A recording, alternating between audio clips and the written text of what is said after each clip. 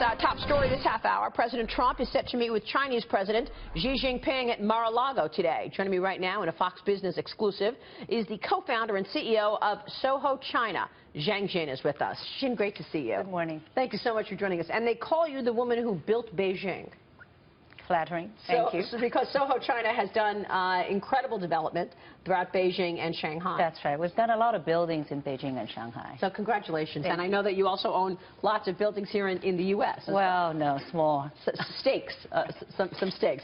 Let me ask you about the relationship between the U.S. and China right now as the president is meeting with the president of China. What would you like to see come out of this meeting today? Well, I think it's been so much uncertainty over the months between the U.S.-China relations. So I think one thing we're all hoping to see is a bit more certainty on what will be the future of the U.S.-China relations. Will there be a trade war or not?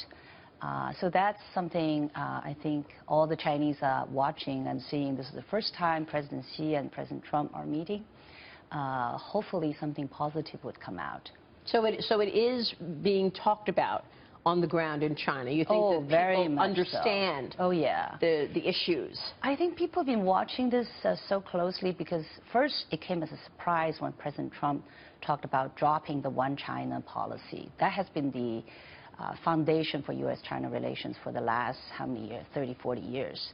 So dropping that was scary, and everyone was happy to hear that President Trump actually came back to the one China policy, meaning that, so that basically paved the way for this meeting to take place.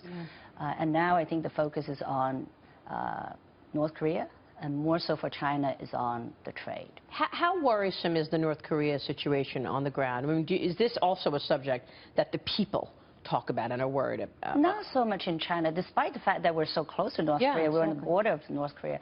But actually, I think that's not been much of a concern for China, because China and North Korea always had a long relationship. So I think that's never been much of a worry. But I think trade is really on everybody's mind.